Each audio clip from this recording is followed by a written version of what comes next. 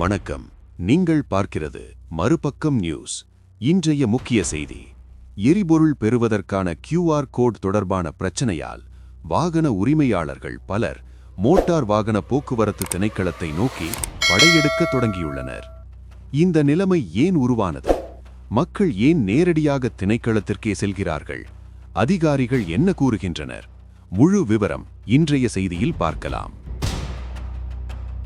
எரிபொருள் விநியோகத்தில் QR code முறைமை அறிமுகமானதிலிருந்து அதை பெறுவதற்கான முயற்சியில் மக்கள் அதிக ஆர்வம் காட்டி வருகின்றனர். இந்த நிலையில் வாகனங்களின் உரிமையை உறுதி செய்ய வேண்டிய அவசியம் காரணமாக பல வாகன உரிமையாளர்கள் மோட்டார் வாகன போக்குவரத்து திணைக்களத்திற்கு நேரடியாக வருகை தரத் தொடங்கியுள்ளனர்.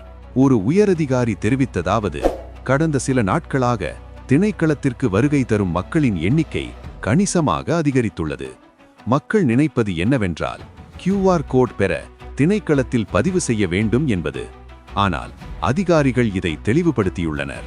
மோட்டார் வாகன போக்குவரத்து திணைக்களம் QR கோட் வழங்கும் செயல்முறையுடன் நேரடி தொடர்பு இல்லை என்று தெளிவாக அறிவித்துள்ளது. அதாவது, நீங்கள் QR கோட் பெற நேரடியாக திணைக்களத்திற்கு செல்ல வேண்டிய அவசியம் இல்லை. அதிகாரி மேலும் கூறியதாவது: வாகன உரிமை தொடர்பான தகவல்கள் மாகாண மட்டத்தில் பராமரிக்கப்படுகின்றன. இதில் முக்கியமானது வருமான உரிமம். இந்த வருமான உரிமம் வழங்கப்படும் இடங்களில்தான் உங்கள் வாகன விவரங்கள் சரியாக இருக்கும். திணைக்களத்தில் 90 லட்சத்திற்கும் மேற்பட்ட வாகனங்கள் பதிவு செய்யப்பட்டுள்ளன. ஆனால் அனைத்து வாகனங்களும் வீதியில் ஓடவில்லை. எந்த வாகனங்கள் தற்போது பயன்படுத்தப்படுகின்றன என்பது பற்றிய தகவல்கள் மாகாண ரீதியில் வருமான உரிமம் வழங்கும் நிறுவனங்களிடமே உள்ளது. இதன் அடிப்படையில்தான் QR கோட் வழங்கப்படுகிறது. அதனால் மக்கள் திணைக்களத்திற்கு செல்லாமல் சரியான முறையில் தங்கள் வாகன விவரங்களை உறுதி செய்து கொள்ள வேண்டும். அதிகாரிகள் மக்களுக்கு வழங்கும் முக்கிய அறிவுரை: அவசரமாக திணைக்களங்களுக்கு திரள வேண்டாம். இது தேவையற்ற நெரிசலை ஏற்படுத்தும்.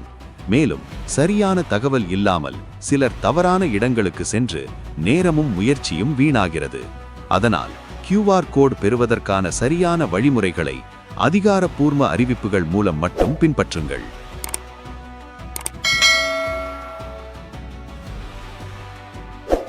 இதுவே இன்றைய முக்கிய செய்தி. இப்படிப்பட்ட உண்மை மற்றும் விரிவான செய்திகளை தெரிந்து கொள்ள மறுபக்கம் நியூஸ் சேனலை சப்ஸ்கிரைப் செய்யுங்கள். இந்த செய்தி குறித்து உங்கள் கருத்துக்களை கீழே கமெண்டில் பதிவு செய்ய மறக்காதீர்கள். நன்றி. மீண்டும் சந்திப்போம்.